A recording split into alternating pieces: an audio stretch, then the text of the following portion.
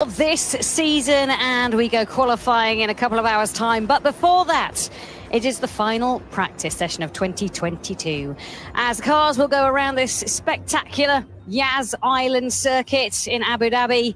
The sun baking hot today, a little ripple of the flag above the grandstand saying that it's a crosswind at the moment.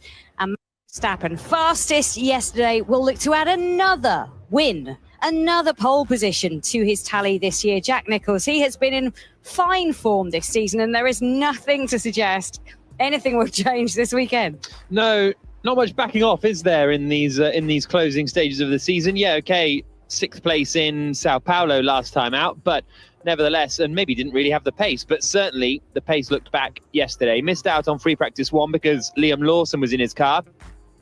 But then free practice 2, 3/10 quicker than the rest of the field. And his closest challenge is a potentially Mercedes coming into this one, because Ferrari looked like they had a difficult day yesterday. They really did. A shocker, really. They were lacking pace. Said they were struggling with tyre degradation again. Sam Bird, Formula E driver for the Jaguar Racing team. Good afternoon, good morning to you. Thoughts on Ferrari yesterday, who were kind of missing in action?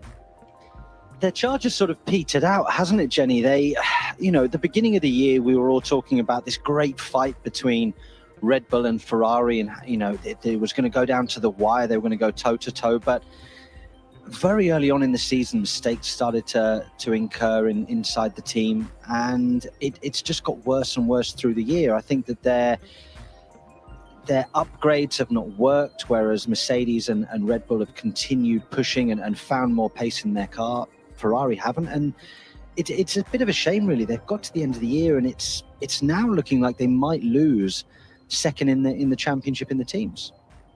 Yeah, it's very tight in terms of championship for certain positions in both the drivers and the constructors championship. Let me give you a reminder. In the constructors, 719 points is what Red Bull currently have. Then beneath them, 524 for Ferrari, and Mercedes on 505. So a difference of just 19 points. And interestingly for me, 19 points separate Alpine and McLaren as well. But for me, Mercedes have every opportunity to sort of close that gap and maybe overtake Ferrari in their forms. I don't say the same for McLaren. I don't see any way that they can get past Alpine this weekend, yet the points difference exactly the same. Well, that's Mercedes are dealing in bigger points, aren't they? When you're up at the sharp end, you're getting 25 for a win, whereas McLaren, even if they have a really good race, maybe they can finish 7th, and pick up 6 points. So I think that's the difference, is you're dealing with bigger numbers when you're talking about Mercedes and Ferrari up at the front. I think Mercedes would still need Ferrari to have a real bad day. I haven't done the exact maths, but if they got sort of 2nd and 3rd and both Ferraris retired, then maybe they've got a shot, but I think it's going to be quite extreme for Mercedes to nick it away from Ferrari at the end of this season. And we're at a track where you don't get too much randomness, let's say, so yeah, no rain forecast. No, exactly. So I think it's pretty unlikely Mercedes will do it, but obviously they'll be doing their best to do so. Session getting started in about a minute and a half, I think. I haven't got an accurate clock in front of me, to be totally honest with you. Andrew Benson, the BBC's chief F1 writer. The team principals' press conferences have been happening today. We've been scurrying around. Mattia Binotto, let's just keep on the Ferrari track for a moment. He has been speaking to the world's media, including yourself. Are they wanting him to come in? Yes, morning everybody. He was obviously asked about these reports in the Italian media that he's going to lose his position. He didn't deny it outright. He just said that he needs to focus on events on track and having the best end of the season that they can. It is looking increasingly like that is going to happen.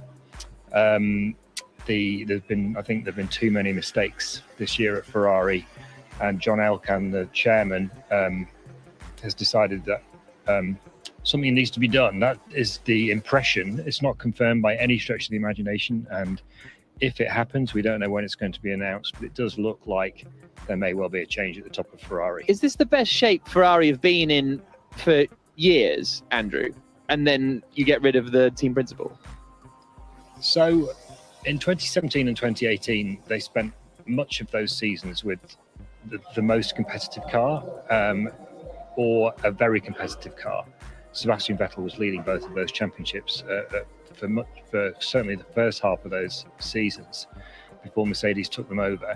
They've had 2 very bad years. Obviously, that was a consequence of the engine controversy in 2019 when they were found to have, well, when the FIA said that they didn't believe the Ferrari engine was being run legally at all times, which Ferrari would deny. But they certainly started 2020 with a less powerful engine than they had in 2019. They've been recovering, and they started this year in their most competitive shape, I think, certainly since 2018, possibly even better than then. But the fall has been precipitous, and the mistakes, more importantly, have kept coming. I think that's the key thing. It's one thing to have a no-blame culture, which is what Mattia Binotto has tried to instill. But within that no-blame culture, you've got to take action to stop the errors happening, even if you don't want to take action in the way that Ferrari has traditionally done by sacking people. But we've been seeing consistent mistakes, and even though Charles Leclerc went into the Brazil weekend saying, you know, we think we've seen progress in the last few races in terms of race operations, they then go and send him out on intermediate tyres on a dry track, you know. So there is no evidence that things are improving, and I think that's the issue at Ferrari at the moment. Well, when I spoke to Mattia Binotto, I asked him about the pressure of being a team principal, and specifically a team principal for Ferrari. And, you know, he was very honest. He said it's one of the toughest jobs in the world because you're there, the whole of it, whole of the F1 world is invested in you. They all want to have a say. And that's it's a tough gig, isn't it? There's a certain amount of responsibility, but also pressure that comes with that. And he said, I think he quoted Sebastian Vettel actually, and said that everybody pretty much is a fan of Ferrari, even if they don't admit that they are a fan of Ferrari. There's a lot of vested interest in that team. Well, the cars are on track. Well, Lance Stroll and Sebastian Vettel are on circuit. For those of you syncing up, we've got 57 minutes and 40, 39, 38 seconds on the clock. I just feel like, I don't know, it's just changing the manager doesn't feel like the solution at Ferrari at the moment. And I don't know, obviously I don't know enough about the structure of the team in order to, you know, decide that. But the strategy, Andrew, the strategy has been a problem, let's say, and these mistakes have been a problem through at least 3 Ferrari team principals now, right? They've been a problem since 2010. Exactly, and how many have they been through since then that they just keep sacking? Well, yes, but I think for me this is the key question, and I don't know the answer to the question I'm about to raise, but this is it. Okay, so the team principal does not do the strategy. The team principal does not design the car, but the team principal's job is to ensure that the right people are in place to do the strategy right. And if they aren't, and if the strategy is going wrong, it's his responsibility to change things around so that they are. Your brakes. Yep. All clear, Peter. Set. Good warm up on the brakes. Know what to do? Is it because he believes the people in place can do it and he just wants to give them a chance to improve, in which case they're getting a lot of chances? Is it that he doesn't know what to do? You know, only John Elkann, the Ferrari chairman, knows the answers to those questions because he'll be talking to Mattia Binotto. All we can say from the outside is that if it's his job to make the strategy work properly, that aspect of his job he's not doing properly. Yeah, I guess. I don't know. Yeah, to me, we've been, you know, since that, you know, it was Stefano Domenicali running the team in 2012 when you were talking about, 2010 when you were talking about Andrew. Since then, you've been through Domenicali, Marco Mattiacci, 3 years of Maurizio Arrivabene. Not only took over in 2019, and the problems are the same. I think that's the thing I don't understand. And the wind is similar to FP2. I don't know if the culture like almost exists for him to be able to make those changes or something. I don't know. And so we think when you've been through so many team principals and the fundamental problems remain the same, maybe it's not the team principal's fault. I don't know. It seems that there's a systemic issue at Ferrari. That I would agree with that point. if we think back to the Schumacher era with Ross Brawn, Rory Byrne, Jean Todt, they were the gold standard in Formula One on every level when it came to car design, when it came to strategy, whatever it came to. Since then, they've fallen off that high level. And before then, also, And Andrew, that was very much an anomaly in Ferrari's history, correct? Yes, 100%. And the previous that was an anomaly was the mid to late 70s, when first of all Luca Di Montezemolo was in charge, and then he stepped aside. But the strength of the team carried on through the Lauda era and into the start of the Scheckter Villeneuve era in 79, and then again they fell off. So the question is, why does this keep happening? Why do Ferrari keep having these problems?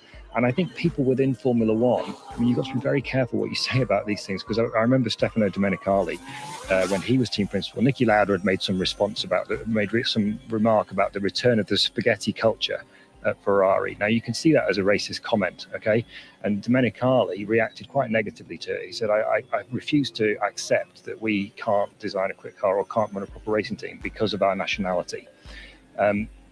But the facts are the facts. Since they exited the Brawn-Todd era, they have ended up in this situation and they haven't been able to do anything about it. So people within Formula One do question, does it need an outsider to come into Ferrari to try to change that culture? And I guess if Fred Vasseur, who's French, not as Todd was, not English as Brawn was, not South African as Rory Byrne was, but he's not an Italian, and therefore he's not invested in the whole Ferrari culture perhaps quite as much as people who've grown up within it, like Matteo Binotto.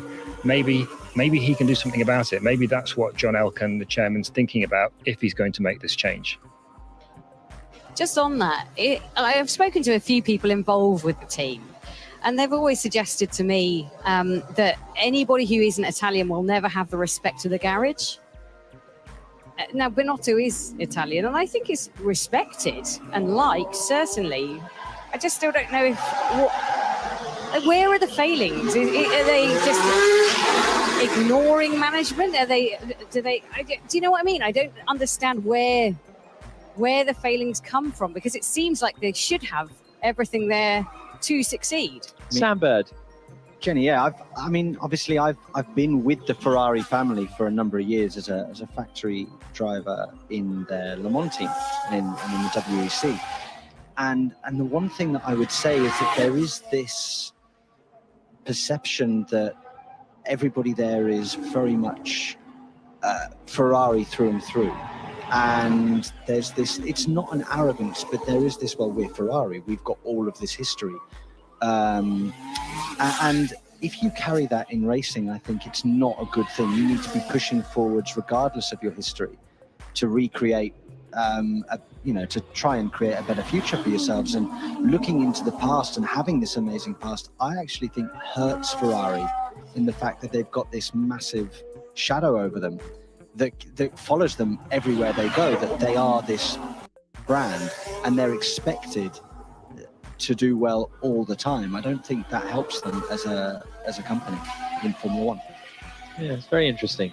And that, just what you were saying there made me think, when Mercedes entered Formula One, they could kind of do it with a clean slate almost, and with no, they were very successful in the 50s, in sports in the early 90s, but broadly speaking, in F1, they had no kind of legacy to live up to and know, this is how it's always been done, or this is how we operate. They could start from a kind of clean slate, I suppose, when they came into F1. A few cars out on track. One of them is the Ferrari of Charles Leclerc, who's just coming around turns 15 and 16. Final two corners on the circuit. Hashtag BBC F1, let us know your thoughts, or F1 at bbc.co.uk. Leclerc goes quickest, half a second quicker than Carlos Sainz. They're both medium tyres at the moment. The other thing, Jack, is replacing the guy at the top. So if they replace Binotto, I think in order to get rid of these mistakes, they've got to have more of a fundamental clear out of a lot of people that make decisions within the company. A little bit like football managers. You don't just Leclerc radio. I had a big moment quite a lot of bottoming into turn 2, which maybe leaves the rear strange. Understood. It's a bit of a wobble for Leclerc between turns 2 and 3. We saw a couple of those little snaps yesterday, actually. Yeah, we saw Mick Schumacher have one, but I think that was because his floor was a little bit too low. He was a bit too close to the ground. You know, when football managers leave, the incoming manager will normally bring his own people with his own philosophies into the club to try and change a club. You don't see often within Formula One. Normally it's just the boss changes and then he works with the people that he's got. I think Ferrari need to do more in order to have a real change. One of the things I would say as well, especially on Leclerc's side of the garage, is it seems like Charles is making or calling the shots quite a lot with regards to the strategy. Now, you don't see that so much with Max and with Lewis and other top drivers. It's almost as if they're panicking a little bit because they're giving a lot of power to Charles to call the strategies. Is it plan A, plan B, plan C, plan D? All the time on the radio talking about different plans. It screams of a team that's a little bit panicked at the moment on what to do and not sticking to the right plan. Just going to watch the Mercedes come across the line. George Russell has just done a 1 minute 26.5. He's on the soft tyres and gone 4 tenths quicker than Carlos Sainz. Hamilton goes 4 tenths quicker than Russell on a 1 minute 26.0. So Hamilton quickest, half a second to Russell, 9 tenths to Sainz, 1.2 seconds to Leclerc, but the Ferraris are on the medium tyres. Andrew, a final thought on the Ferrari? Yeah, so I think the big concern for them, if they don't sort the team out, is they're going to lose Charles Leclerc. You know, he's he might even be the fastest driver in Formula One. He's certainly one of the very best drivers in Formula One, and he has seen what he hoped would be his first title championship campaign this year fall apart around his ears, largely because of mistakes by the team, strategy errors, engine failures. Obviously, he's made one big mistake himself in France as well. But it was fundamentally the team's problem. And he's looked a little careworn in the last few races. Maybe he's just tired at the end of the long season, but it's obviously going to be difficult for him to have gone into the season on such a high and then seen it fall apart so quickly, especially the speed with which it turned around. They even hit Ricciardo's radio. They received 15k into turn 6, even with no following. Okay. Do carry on, Andrew.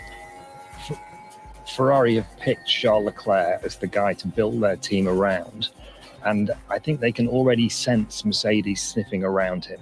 Lewis Hamilton's 37. He wants to do another contract, but likelihood is he's only going to do one more contract. The ends of those two contracts with Leclerc and Hamilton, because Leclerc runs to the end of 24, they might not quite coincide, so it's not going to be the easiest of things for Toto Wolff to arrange. But Ferrari already fear that Mercedes have their eyes on a Leclerc driver lineup in the next few years. And I think they realise that if they don't do something, Leclerc will go for that. And they feel they need to stop that happening. Interesting. 46 minutes and 37 seconds on the clock. Very interesting indeed. Charles Leclerc has just improved on his medium tyres to go up to third quickest, so a 10th quicker than Carlos Sainz. Sainz has returned to the pit lane now after they've both done 5 laps on those medium tyres. Ricciardo, 5th quickest. Magnussen and Schumacher, 6th and 7th quickest. There was a bit of smoke or something coming from Ricciardo's left front at one point after he got onto the brakes. I thought initially it was a tyre lockup, but maybe it was a bit of a hot brake on that front left or something. Jenny? Yeah, I'm down at Ricciardo's garage, actually. 2 things of interest for you. The first one is that they've filed down the cement on the pit lane. Where he was coming into his pit box yesterday, he complained of skidding, and there was a section that had obviously been painted and had an extra film layer over it. Well, now that's gone. They've put down the pit box and the grid work that they have out there. So when I put my foot, yeah, you can see it's very different texture to the one yesterday, and it should stop him slipping and the team finding that a little bit easier, which is good news. The other thing about Ricciardo is I've been speaking to a couple of people this morning. Now, Dr. Helmut Marko apparently went a little bit trigger happy with the news that Daniel would be joining Red Bull as the reserve driver, or as their third driver. And actually, when you delve down into the details a little bit more, nothing's been signed contractually, although talks have been ongoing for some time. And the role, I understand, would be slightly different from a traditional third/reserve driver role. It would be much more of a promotional position. And I found that very interesting, the wording that's being used and the way they're talking about it. I wonder if this is just a little way of trying to maybe appease or make it slightly easier for Sergio Perez if that news does come out in the next few days, that it's not, he wouldn't be there to kind of deputise for Perez or to come in as a third driver in a traditional sense. And I found it fascinating, I have to say. Yeah, it feels like it could be more like a brand ambassador sort of role, Andrew. Well, I think Helmut Marko rather dropped Red Bull in it yesterday when he went on Sky Germany that Ricciardo was going to take that role, because he is going to take that role. And it isn't signed yet, but that's what's going to happen unless Ricciardo has a last-minute change of mind.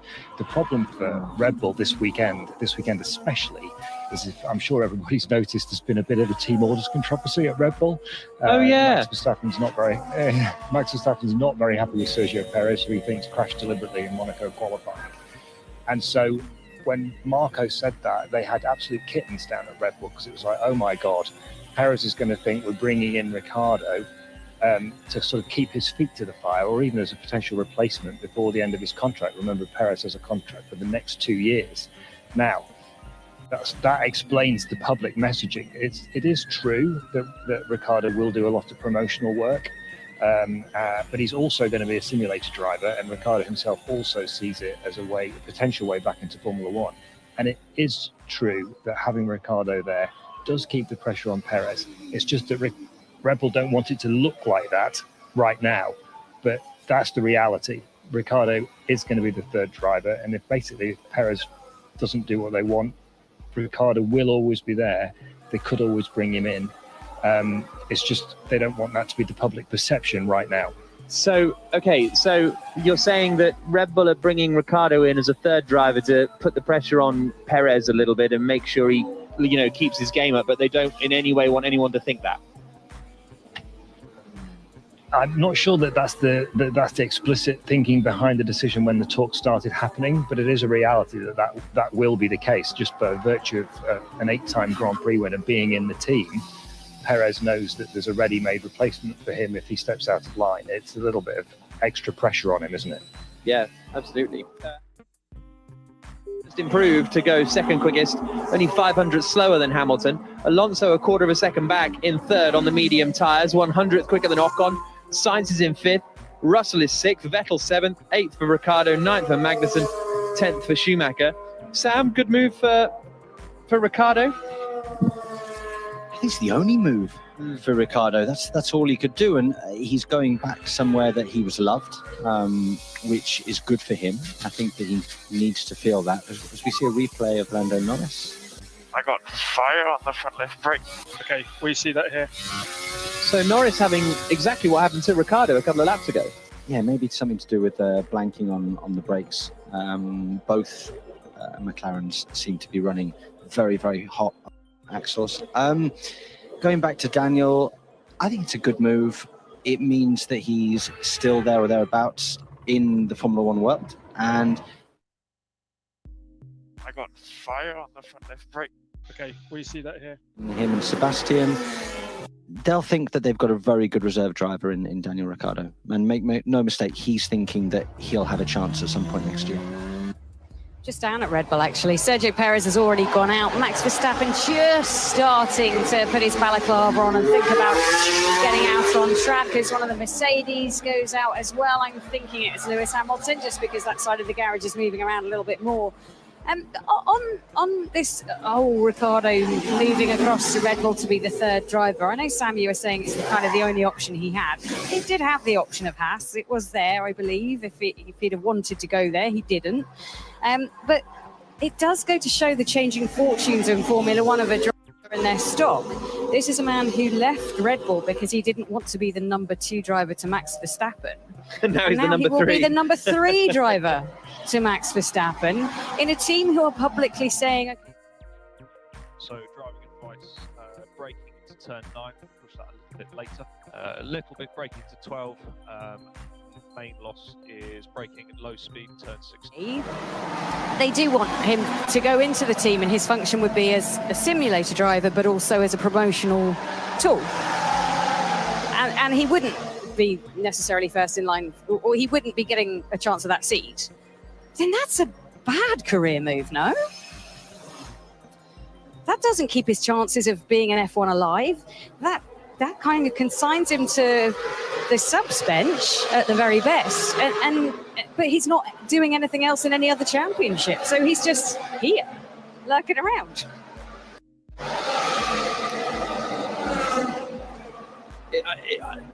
It's difficult to know how it'll unfold, isn't it? I think that's the thing. Like, it's all a little bit, oh, but if it's this, then that's good. If it's this, then that's bad. So until, you know, we sort of see it unfold, interested to see what happens. Because you look at, like, you know, Antonio Giovinazzi as a bit of a random example, but he's Ferrari's reserve driver this year, and it feels like as a result he's been linked with a load of seats that you're a bit like, why I don't really understand why you would go for Giovinazzi. You know, he had a lot of Haas chat, and but only really kind of rumors earlier on this season. But that's because he's there, and you see him every weekend on the pit wall, and he's going around and chatting to people and whatever. If you're there in the paddock, you'll be linked to stuff. I think that the moment, if Daniel were to leave and either go and do IndyCar or Formula E, Vettel radio.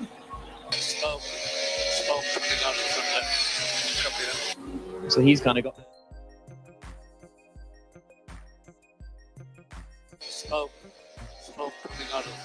sport. You're automatically taking yourself out of that automatic question. You might still be mentioned, but you might not be mentioned as much. 38 minutes on the clock. Hamilton is quickest at the moment. 500ths quicker than LeClerc, who's in the pits. Fernando Alonso's improving on this lap. He's done the fastest first sector of anyone. George Russell across the line to improve, but remain in 6th place, 4/10 down on Hamilton. On the soft tyres, Russell, which he's now done 5 laps on. And Alonso coming through the middle sector split. He's 3/10 down now on Hamilton as he fires it into turn 9 and then gets back on the power down towards turns 12 and 13 onto the brakes through the right-hander there. Not much grip there, and then turns under the hotel and out through the final couple of corners, but pushing it here, Alonso. 2 more corners to go for the Spaniard. Perez keeps out of his way through the final corner and out across the line, and Alonso remains in 3rd, didn't improve on that lap. In fact, went a second slower, so despite doing a personal best in sector 1, lost a lot of time in the second 2 sectors. Yeah, that mistake by the hotel, the tight right-hander really cost him a lot of time, Jack. Looking towards this weekend, can you remember 12 months ago, Jack? I mean, you were absolutely buzzing, weren't you, over the prospect of a Verstappen-Hamilton fight. And it just seems, you know, this race has got to happen, and I'm sure it'll be exciting and fun. But it just feels like there's not an awful lot of things to play for. Okay, we've got second in the drivers and we've got second in the teams, but the big one has been settled a long time ago. Okay. Turn 6 braking, rear right wheel just caught the curb, so suggest slightly to the left, maybe half a wheel to the left. Okay. Best weekends of the season. Epic qualifying race, pretty decent sprint race, and then a really good Grand Prix. So that's all we can hope for. I think the weather really played into that as well. And we had a fantastic story, obviously, with Kevin Magnussen and the Haas getting pole position, and that kind of hyped the weekend up quite a bit. You had a new Grand Prix winner in George Russell. Are we going to see those kind of events happening here in Abu Dhabi? No, because we know that it's going to be dry, and I presume that we will see the same people at the front as we do most of the time. Haven't seen Max Verstappen on circuit yet, worth pointing out. Pit lane. Everybody else has done, well, Tsunoda's got the fewest. He and Latifi have only done 3 laps each, but Verstappen is still in the pits, the only driver not to have been on track yet today. And Mick Schumacher, for example, has done 11 laps. Leclerc's done 8, but Verstappen... Okay, so I don't know if it's the tailwind, but generally you get quite a lot of front lock. In their press yesterday evening.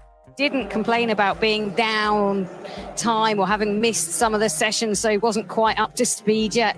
He is phenomenal. He can just jump in a car at any given point on any given day, put in a brilliant lap, and then go back and have a chat with, you know, Dr. Marco at the side of his car or whatever. So relaxed. It's unbelievable, and a very special quality that he has to be able to just turn it on and turn it off so quickly. He has an incredible ability to find the absolute limit of himself in the racing car, literally on lap 1. We've seen it many times throughout this year where in FP1, everybody else goes out and does a lap time. And then Max Verstappen will go out and be 1.5 to 2 seconds quicker than everybody else, including his teammate. And it takes everybody. Opportunity, turn 9, braking point good, try a little less brake. Does have that natural ability to find the limit much quicker, it seems, than everybody else. Sergio Perez is on a quick lap here. He's coming through the middle sector now, coming down towards turn 9. DRS open through the middle sector split, and he is up by 4/10 on Hamilton. These are on an old set of medium tyres. He's done 4 laps on them already. He's got a bit of traffic coming up here. Everybody keeps out of his way just about. Now down into the final sequence of corners as he comes left under the hotel. But this is quite a good lapping coming here from Sergio Perez. 2 more corners to go. Flat out through 15 and then on the brakes and down through the gears at 16, across the line, and he goes quickest. Only 2/10 in the end compared to Hamilton, whereas he had been 4/10 up after the middle sector, but he does a 1 minute 25.861. Well, probably one of the first cars, but how are you looking at the moment? So that was P13. The quickest time we saw yesterday, but that was in the evening with different track conditions as the sun was setting. So the order is Perez, Hamilton, Leclerc, Alonso, Ocon the top 5, Sainz, Vettel, Russell, Norris, Stroll the top 10, Albon and Latifi in 11th and 12th, 13th for Ricciardo, 14th for Joe and 15th for Bottas. And then you've got Magnussen, Gasly, Schumacher and Tsunoda, the 19 drivers. Still no appearance yet from Max Verstappen. 32 minutes and 32 seconds left on the clock. And, Gasly might have... He's got a front right puncture, I think. And they might... Maybe that's from hitting the wall somewhere. He's crawling back to the pits. He's made it back to the pit lane now. But it looks as though it's not even a... I mean, it is a puncture, but it's also kind of off the rim there. Watch out for debris, possible debris turn 9. Watch out. As we hear his radio. Something broke, I felt there was something strange with the front axle. Okay, so something broke. He's just coming to where Jenny is now. What can you see, Jen? Yeah, I'm just standing back a little bit, actually. Maybe it's so weird. He's struggling to brake because the car doesn't look very happy. Just trying to knock... There's loads of people on my right and they're all trying to take pictures. I'll just get past them all. They're just having a look at it now to try and work out... Oh, that's weird. The whole of the, cap area is totally smashed to smithereens. Can't see anything on the suspension that looks like it's dropped or fallen.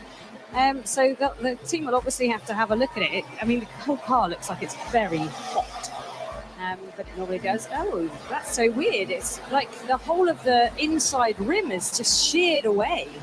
It looks very strange. I've never seen that before. I mean, it could just be collateral damage from it, but I'm trying to get a good look in. Here's Gasly's radio. I think it happened earlier. I felt like something strange. Turn 3 was a bit strange with the front. So. Yeah, we are missing some pieces out. So he was saying it was strange from turn 3. So I wonder if it's a blowout or something, because it just kind of coming through turn 9, got on the curb on the exit, and it just kind of went bang and sort of took the fairing off. But I don't know if the fairing went bang and that popped the tyre or what it was. But it's an odd one. Can't quite work out what that is. Yeah, very strange. I mean, the stresses and the loads going through all of the car in a Formula One car are enormous. You can't comprehend them.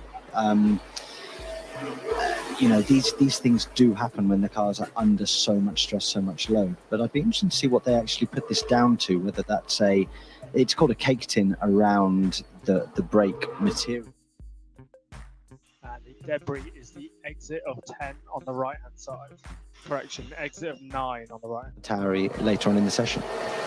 Yeah, I will try and find out. At the moment, they've got a whole host of mechanics trying to block our view, but it looks like the inner rim of the drum has just sheared away totally. Almost like a frisbee has been put on the inside of that, because it's just totally come away. The tire, or the wheel is shattered to pieces, and it's very curious. Now you've got all sorts of cameramen trying to be on tippy toes, holding their cameras above their heads to try and get a decent view of it. But that is a very curious incident for the AlphaTauri team, and something they're going to have to look at, because you kind of feel like that shouldn't be able to happen. Yeah, like I say, just coming through the left-hander of turn 9, got on the curbs on the exit, and the front right just sort of went bang, basically. But he said it had felt weird since turn 3. So a curious one. Red flag is out while they just cleared away the debris on the outside of the circuit at turn 10, which has now gone.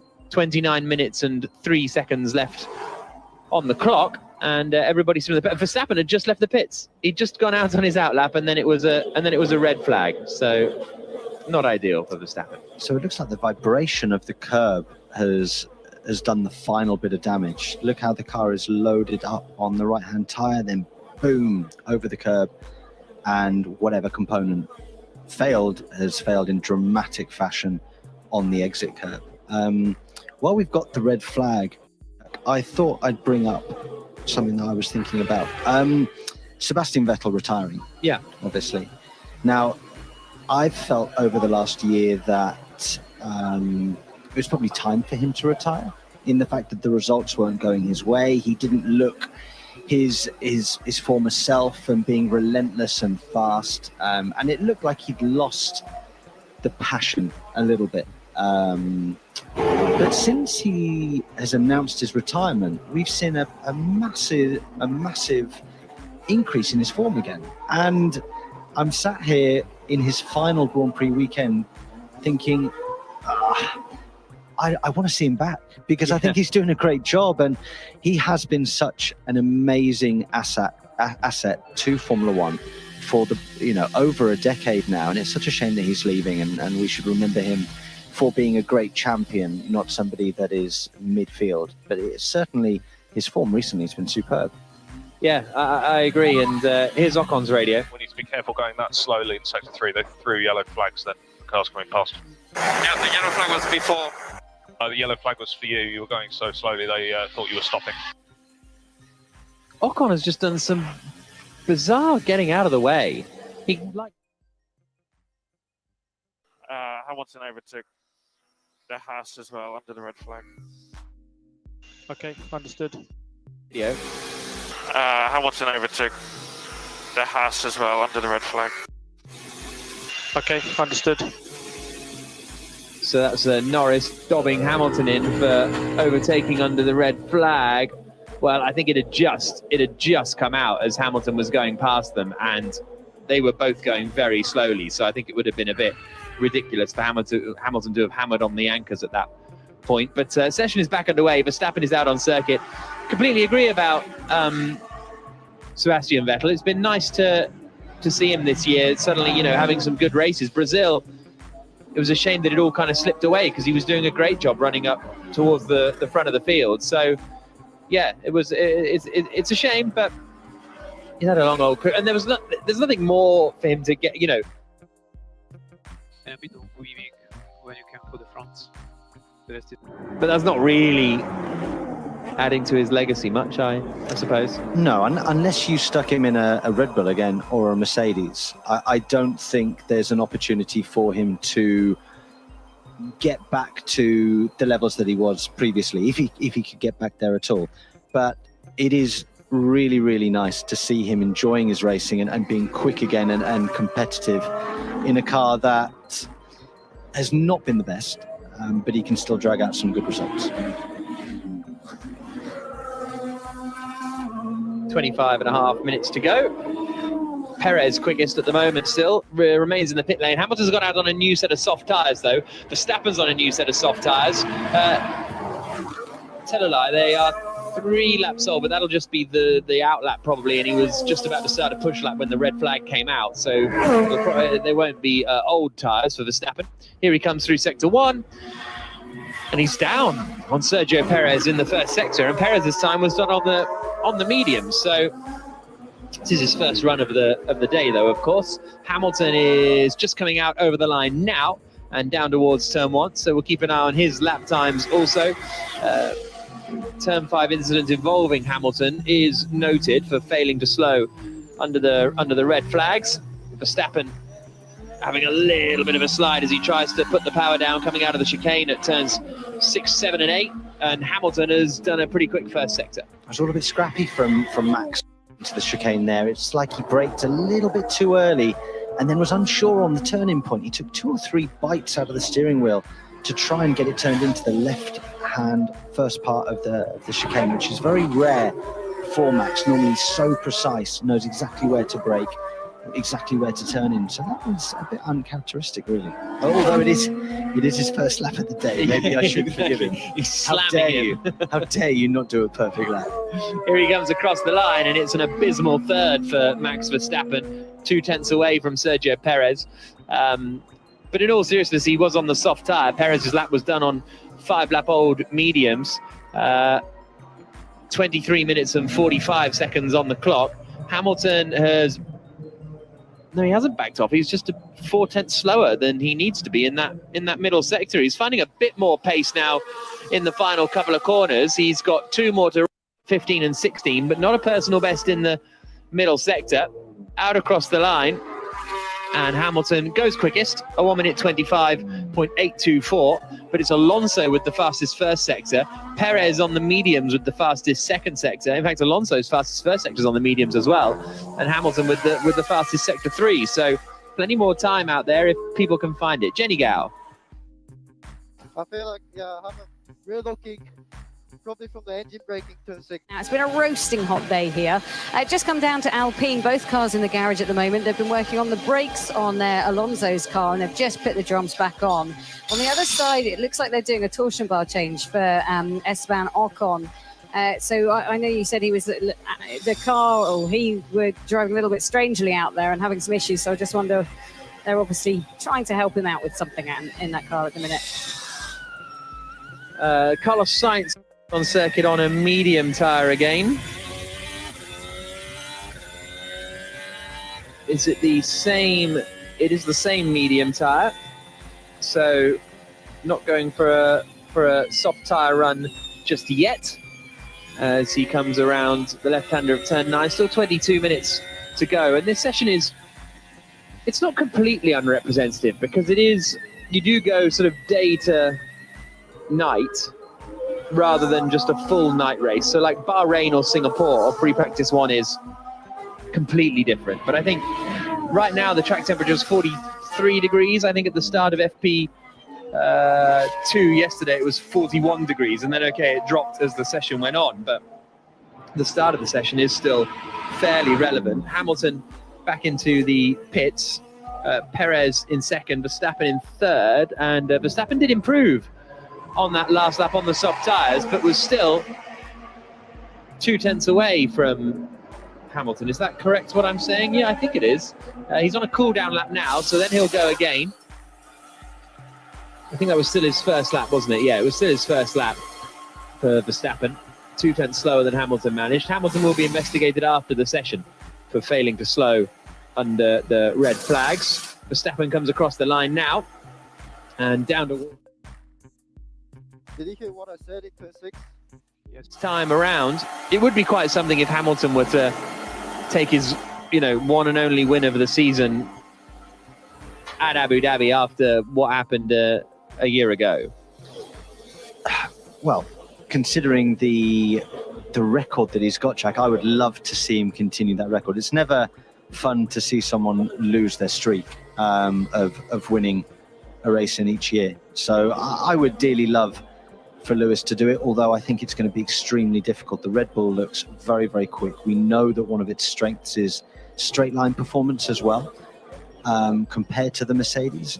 And at a track where they've got one of, if not the longest straights in Formula One, how's that going to play out, especially in close combat? I can, if I were to put my money on somebody right now, you know, it'd be hard to put money on anybody bar Max Verstappen for this weekend.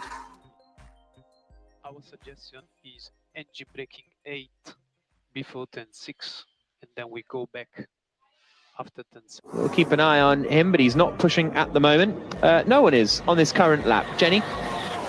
Yeah, it just comes down to Mercedes to have a little look at what's going on. George Russell's just left on a new set of these soft red-walled tyres. Lewis Hamilton on the other side of the garage as well, just sort of waiting to go out, waiting for the right time. A lot of the drivers saying that cool-down laps yesterday were important, and there was a huge shift between both sessions. So free practice 1, the degradation different to free practice 2. So there's clearly a lot of strategy, a lot of thinking and prep work going into running these sessions. Good to get it absolutely spot on. And when it comes to prep work, preparation, diligence, getting it right, you have to fear for one team, don't you, in particular this season, and hope that it's an outlier for them and that they can improve when they need to. And reminder, try curbs, turn 6. Never won here. It's been a split between Mercedes and Red Bull. Ever. Wow. Ever. Yeah. So a good stat for you for tomorrow. Yeah. Tuck that one away in your pocket. I didn't realise never. But I guess... No, it's been on the calendar a while, hasn't it? But anyway, 18 minutes and 40 seconds on the clock. Verstappen comes through the first sector and goes quickest of anybody. He's now coming down towards turn 5, the sort of hairpin-ish left-hander that leads out onto the back straight. The sound you can hear is Alex Albon coming through sector 1 on the softs. He's actually 700ths up on Hamilton after the first sector. So good first sector for Alex Albon, albeit one corner, basically, sector 1. Now that they've jiggled around the circuit a little bit. Verstappen is up at the chicane meanwhile. Albon's flying on this lap. He's still going quickest of anyone. Outlap pace. Pretty happy with the outlap pace. On the lap surface temps. Will certainly have something to do with it. Verstappen's 4 tenths up on Hamilton now. Cool. Albon left that one a bit close. Was it a McLaren going slowly? I think it might have been Norris, but that was a tight one. Albon's 6 tenths up on Hamilton here. This is a huge lap incoming from Alex Albon. I don't know what he's up to. He's now coming into the final sector. Russell has done the fastest sector 1. So with 17.5 minutes to go, these lap times are starting to fire in. Verstappen through the final corner, and he does a 1 minute 25.618, which is 2 tenths quicker than Lewis Hamilton. Here comes Alex Albon through the final corner now in the Williams. And he goes 4th fastest, 4 tenths away from Max Verstappen. So that is an outlier of a lap, I would suggest, from Alex Albon. Russell looks like he might be going quicker than Verstappen at the moment. Alonso goes up to 5th quickest. Was very faster than Verstappen by a couple of tenths. So Russell quickest, 2 tenths quicker than Verstappen. Hamilton in 3rd, who's just gone out on a new set of soft tyres. Perez in 4th. Albon is 5th, Alonso 6th, Leclerc, Ocon, Sainz and Vettel the top 10, Norris, Tsunoda, Stroll, Latifi, Ricciardo the top 15, Joe, Bottas, Magnussen, Gasly and Schumacher the 20 drivers. But I think we've got some times incoming. But that Albon one was quite something. We've got a lot of lap time left out there for a lot of drivers, Jack. That was a great lap from Alexander Albon, but he did leave a little bit of time on the table in the last corner. You saw him sort of fighting the rear of the car towards the apex. It wasn't very clean. I reckon there's another tenth there. Alex Albon yesterday after the session of free practice 2 actually said he felt really good out there. He said everything was coming together, and I think he might have even been a little bit surprised by just how well he was doing yesterday and how the car felt. It was very responsive. So maybe this is one of the weekends where he can really shine and get some extra points, even though it won't make a huge difference, but that would be nice. Way to close out the season. Yep. We'll have to wait and see what everyone else does. He was so close to that McLaren. It was ridiculous as they came. Yeah, it was really unnecessary, wasn't it? How close he got. I think it was to the Norris. Back of Lando Norris, just trying to get the best, eke out a tiny little bit of a toe. But I mean, any change in speed from Lando Norris, and that could have been very nasty. That was wild. That was I can't get over how close that was on a lap with a car on a slowdown lap. Anyway, Hamilton's pushing on this new set of tyre. His first sector is about half a tenth slower than George Russell has managed. Russell is the biggest driver at the moment. Perez is starting a lap on the soft tyres, his first run on the softs. Hamilton through the middle sector, and compared to Russell, he is over a tenth. Has just jumped up into 5th place in the McLaren. So that's Perez has done the fastest first sector of anybody. Verstappen is back in the pits, so maybe about to go out on a new set of rubber as Hamilton comes underneath the hotel. Bottas jumps up into 9th place. The Ferraris are both still in the pits and haven't run the soft tyre yet. Hamilton through the final corner at turn 16, and he goes fastest. So finds a lot of time on Russell in the final sector. A lot of time, good 3 tenths or so on Russell in the final sector. But Perez, as he comes through the middle sector split, is 4 tenths up on Hamilton. Perez flying here. Now, we have seen that the Mercedes has been the quickest car in the final sector so far this weekend. So although Perez has a big advantage now, it might start to slip away. There's some flashing lights around. I presume they're white flags for a slow-moving car. They are, so not yellows. So Perez can... Just check on the rear right at the brakes. There might be a tear on something. Understood. A quarter of a second quicker than Lewis Hamilton. So that's a good, strong lap from Perez, who's fighting for second in the World Championship, of course, but he goes to the top of the times. That's very encouraging for Red Bull to be 2 tenths clear of Hamilton, 4 tenths clear of Russell with Perez. It's kind of expected, Jack, to be honest. That's where I thought that they would be. I thought they'd be a few tenths up the road from everybody here, Red Bull. I think that this is a track that can really suit them. I know that we've seen an upturn in form for Mercedes, but to be honest, I still think that this weekend is Red Bull's to have. What it does do, though, is it puts a lot of pressure on Ferrari to try and find something out of this weekend, because that is the battle that we need to look out for, really, is the LeClerc-Perez battle. Who's going to come out as vice champion of the Formula One World Championship? And then, obviously, you've got the one between Mercedes and Ferrari. Going again or coming in for a quick change? I was thinking to go again. To be fair, we could go out again as a second run, do the launch. Okay. Is there traffic? No, cars behind are in phase. 4 tenths off Lando Norris. Albon is now down to 7th with Alonso in 8th. Ocon is now in 8th because he's just gone quicker. So 10th is Charles Leclerc still in the pits. Bottas 11th, Magnussen 12th. Sainz 13th is still in the pits too. 14th is Stroll, 15th is Schumacher, Vettel, Latifi, Tsunoda, Zhou and Gasly. The 20 drivers, 12 minutes and 20 seconds remaining, and I'm sure we'll see the Ferraris and Verstappen out on a new set of tyres fairly shortly. One thing that I thought was quite interesting then is the difference between how George Russell and Lewis Hamilton constructed their laps. Obviously, George has pushed earlier on in the lap and run out of tyre a little bit towards the end of the lap, whereas I think Lewis has taken a little bit off his speed. BBW fail. Copy, just checking. Long pedal. Yeah, got the brakes back. Yeah, you can pump the brakes now. It should be okay. Copy. You confident brakes okay now? Have another good press on the brake. We think it's going to be okay. So will we see George improve Sector 3 or Lewis improve relatively to George in Sector 1? Alex Albon comes across the line and doesn't improve. Remains in 8th position in the Williams. Goes 4 tenths slower than he managed previously.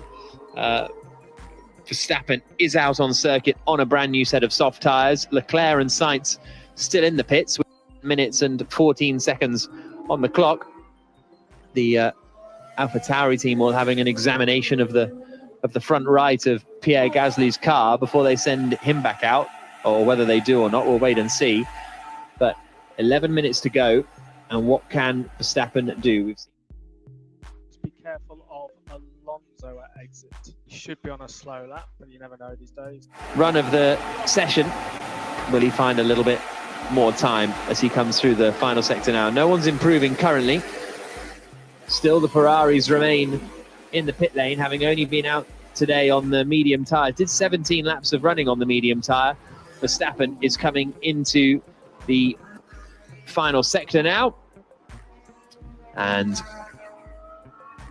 we will see what happens and what kind of pace the Red Bull driver has. The champion, the 2 times world champion, comes into the final corner at turn 16. Wide on the way in, gets on the power, and now starts his flying lap. Perez, his teammate, is quickest at the moment and has the fastest first and second sectors. Swings it into the left-hander at turn 1. Verstappen maybe would have done track limits if this were a qualifying session. And he's got quite a bit of traffic out there. He's a bit out of sequence with everybody else. Comes through sector 1 and he's up by almost 0.02 of a second. Turns into the left-hander of turn 5 and then definitely does track limits on the exit there and is pushing all the extremities of the circuit here, Verstappen, as he comes down to the chicane. Up to 200 miles an hour before getting onto the brakes into turn 6, 7, the right-hander, and then the easy left kink at turn 8 will get his middle sector split here. It doesn't look like he's that close to Perez, probably lost quite a bit of time at the turn 5 exit, comes through it, and he's almost 0.2 down here on Sergio Perez is Max Verstappen. So he's going to need a big final sector, but again, it's just been a little bit scrappy as his first lap was. He was wide at turn 1, wide at turn 5 on the exits. Wide at turn 1, wide at turn 5, traffic in sector 1. So I don't. He will have some decent data in Sergio Perez to look at after this session and go, hang on, I can improve here and here. So it looks good for it. And again, wide out of the last corner. And okay, only 1.5 tenths off, but we know what this guy can do. I mean, this is a guy that can not only be quicker than everybody, but really leave everybody in the past. And, you know, be 0.5 second quicker than everybody on his day. So not the best session so far for Max Verstappen. Perez is improving on this lap. He's just coming through the middle sector now. Does the fastest middle sector of anybody, Sergio Perez. So he's now coming into the final third of the lap. Here's Verstappen's radio. We believe that would have been done for track limits at turns 5 and 16. Yeah, I know. Very good. So GP just telling him that would have been track limits at 5 and 16, and he knows. Perez is about to improve, I think. He's coming into turn 15 now. The rear was going away last lap. The line, and Perez does not improve in the end, so lost a bit of time out of the final corner. 7 minutes and 43 seconds to go. Perez quickest, Verstappen second, Hamilton third, Russell fourth, but Hamilton is pushing again on his soft tyres. They're not. This is his second lap on the tyres. Jenny. Yeah, it just come down to AlphaTauri. They've just managed to send Pierre Gasly out. Obviously had that problem with his front right, which seemed to implode. So it's taken them a while.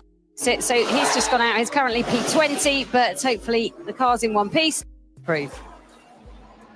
Any explanation as to what it was, Jenny? Next question. Fine. Nothing that they've said yet. They haven't shared. Okay. 7 minutes on the clock. Leclerc is now finally out in the Ferrari, and his first sector is not bad, about 500ths away. Loads of oscillations from the engine of throttle. We are checking it. Loads of oscillations from the engine of throttle. We are checking it. Loads of oscillations from the engine off throttle, says Leclerc.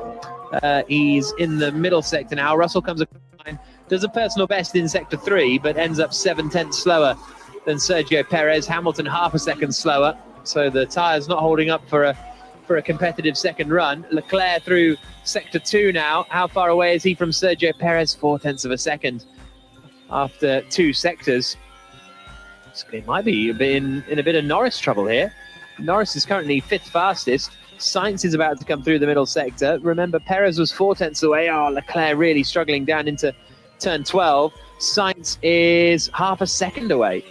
Ferrari might be under a bit of pressure from McLaren in this session. Here comes Leclerc, has a bit of a moment coming through turn 15, which usually is flat out across the line, and Leclerc doesn't beat Norris. 6th fastest for the Ferrari. Carlos Sainz now is coming into turn 15, where Leclerc had that moment to go. More neat and tidy for the Spaniard. Comes out, cuts the timing beam, and he goes quicker than Leclerc, but still slower than Lando Norris. 0.6 away. So It's a big, big gap for Ferrari. 1,000th of a second between the two Ferrari drivers, which suggests that it's a difficult car to drive around here. I think Sector 3 especially, Ferrari tend to work their tyre a little bit harder, and by the time you get to Sector 3 in Abu Dhabi, the rear tyres are really screaming at you. The surface temperature is over and above what it needs to be, and you start to slide around a bit. I think that's why the Mercedes seems to be very strong in Sector 3, because they are, historically, especially this year. Yeah, mistake left sector. Yeah, a bit tricky through 13, 14, 12, 13, 14. That's really helping Mercedes here, and it's hurting Ferrari, the fact that they work their tyre too hard. And there's not much they can do about it, Jack. They can go round and round in circles on setup, but it's just inherent in their philosophy and in their car. Jenny. This will be sweet news for McLaren. Just remember, they're trying to chase down Alpine this weekend. They need a big points haul if they're going to be able to do that. They're currently 19 points behind their rivals in that battle for fourth place. So if Ferrari is just off the pace enough that they can get one or two of their cars, would be miraculous, but definitely one of their cars ahead of them and pick up bigger points, my word, that could be really interesting for them. Yeah, but it's just, even if Norris finishes 5th, which would... So chance that there's an up in 12, with some tailwind to think of.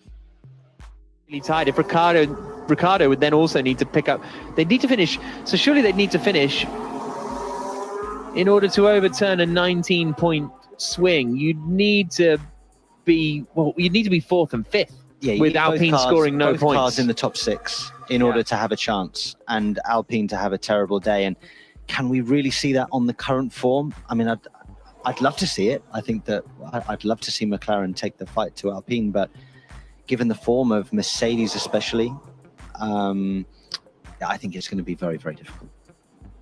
I agree. I think it's going to be very difficult. Team Radio. It's not looking good. Fronts are gone after 4 corners. Copy. So Leclerc saying it's not looking good. The fronts are gone after 4 corners. Do carry on, Jen. It's not looking good. Fronts are gone after 4 corners. Copy. Relatively poor, with 3 DNS for Alonso since Italy. So it's not a done deal. It looked almost impossible coming into this weekend, but it's certainly a glimmer of hope if they can be faster than Ferrari. Yeah, it is a glimmer of hope, Jenny, and I completely understand where you're coming from with regards to Alpine's track record with reliability issues, especially on Fernando Alonso's side this year. I think he's really been hampered compared to Ocon. But it's just down to the fact that you've got 6 cars out there that are just quicker than McLaren for all the time. So for them to get the big points they need, even if Alpine have a bad day and both cars retire, they're going to need a Red Bull to have a bad day at least. We would suggest early throttle out of 1 to improve as well, in order to pick up the points they need. I think that's the key point. And if they have bad days and retire or whatever, then Alpine shuffle up the order and start scoring points. So I think it's a real stretch, I think, for McLaren to get that 4th place. Max Verstappen's on another push lap here, coming into the final corner. He's not going to improve. Does a 1 minute 25.3, which is 2/10 slower than his previous best. So Perez is going to end the session fastest, I think, on a 1 minute 24.982, 10th and a half ahead of Verstappen, still 1 minute and 10 seconds on the clock. Lance Stroll is on a push lap. Alex Albon looks like he's just winding up for another go on his tyres that have 6 laps on them. So I don't think this is going to be a huge improvement. But bad news for Ferrari that they're saying that Leclerc's saying the tyres are gone after 4 corners. That's the first sector, and there's only 1 corner in those 4 corners. Okay, so you'll be back out on track, and we'll take the checkered flag at the end of this. 2 and turn 3, they're very high loading, high speed corners. And this track is difficult on the tyre, as I said, especially when you get to sector 3, the surface temperature is screaming at you. So it does help a car like Mercedes that is just kinder on its tyre than the Ferrari. 20 seconds on the clock. Lance Stroll still improving. Gasly's improving as well in the middle sector. Sainz did a personal best in sector 1, but just slipping away a little in the middle sector at the moment. Albon through the middle sector split. He's 9/10 down on Perez, so I don't think this is going to be an improvement for Alex Albon. Stroll the checkered flag and jumps up into 16th position. And I think that's going to be it for those improvements. Sainz is still on a reasonable middle sector, but not exactly setting the world alight. Personal best he looks set for. And so is Leclerc, actually. So both Ferraris coming into the final sector with a chance of improving, which is encouraging based on the fact that these are old tyres that they're on. They've already done a quick lap on them, and that they're finding time to improve suggests that maybe they've got some hope of keeping some sort of life in those tyres, but they are in the third sector now, so we'll see whether the time starts to slip away. Leclerc jumps up into 6th place, so Leclerc does manage to improve at the end. Alex Albon running wide and losing a bit of the car there, I think, coming out of the left-hander of turn 5, but Leclerc does manage to get ahead of Sainz at the end. Haven't seen Sainz's lap time just yet, but that's it really for practice this season. So just wanted to say thank you to all of you guys who've joined us throughout the season, to be honest, and it's been a real, as ever, a lot of fun in the practice sessions, and they wouldn't be half as fun without you guys listening and getting in touch, so really appreciate that. It is Sergio Perez who ends the session quickest. Max Verstappen 2nd, Hamilton 3rd, Russell 4th, 5th for Lando Norris, Leclerc then 6th. Sainz did improve but remained in 7th place, 8th for Daniel Ricciardo, 9th for Sebastian Vettel, 10th for Alex Albon in the Williams. So that's encouraging. Less encouraging for Ocon and Alonso in 11th and 12th. Yuki Tsunoda, 13th quickest for Valtteri Bottas, 15th for Pierre Gasly, Stroll, Magnussen, Schumacher, Joe, and Latifi, the 20 drivers. Job done. That is practice over for the year. Next up will be qualifying as we see which of the 20 drivers will be on pole position. And Sam Bird, cat amongst the pigeons, Perez. Oh, right on the line, man. Really strong around Abu Dhabi. I've raced him here before in GP2, and he absolutely dominated that race. So I've always thought that he's been good round here. He is kind on his tyres. We know that through his Formula One career. He could be a threat for pole position this evening, absolutely. He has had pole positions so far this season. He's done all right with them. I'm just trying to flick in my book, and I've gone to I keep all the results in my book, and I've just gone to last year's results, which isn't going to help me much to tell you where he got his pole positions. I should be able to remember off the top of my head. It was Saudi Arabia. He's only had 1 pole. Yep. There we go. So the opportunity's there. Max Verstappen coming into this race weekend did say, well, I'll help him if I need to. Doesn't seem like maybe Perez will need Verstappen's help at this rate. Or Verstappen's just letting him win already from the start. I didn't know. Potential debris, right-hand side exit of 5. So exit of 5, stay left. Regardless of the status of the championship, he will go into this race weekend wanting to win another race, because it's another one ticked off for him. Sergio, I think, just got to go out there and think, I've just got to do this on my own skill set and on my own merit. And I don't think he can rely on Max Verstappen and the help of Max Verstappen, because it might not be there. But also, it seems pretty nailed on. After today, yes, it's looking very strong for Perez in that 2nd place in the championship fight. He's just absolutely sent it into unless he does that at turn 1, then yeah. and locks up. Did a practice start and then just went straight on. But the way Ferrari are performing and the way Red Bull are performing, he's got to be the favourite, I think, for 2nd in the championship. Hamilton and Russell in 3rd and 4th place. So Mercedes looking decent, and certainly, Sam, they're looking ahead of Ferrari. They are, and you wouldn't have said that at the start of the season, would you? No, I mean, I don't think so. Mercedes, they did look lost at the beginning of the year. For a long period, they looked like they didn't know what to do with this car. I think that clearly over the last couple of months, they've started to really understand the package underneath them. Whereas They're almost there, aren't they? Ferrari have gone the other way. Okay, I'm going to cut you off because we're going to end up running out of show. So apologies, Sam. We'll come back to you later and talk a bit more about it. But make sure you come back for quarterfinals. Place at 2 o'clock this afternoon, 6 o'clock local time. This has been an IMG production for BBC Radio 5 Live. Sergio Perez is fastest.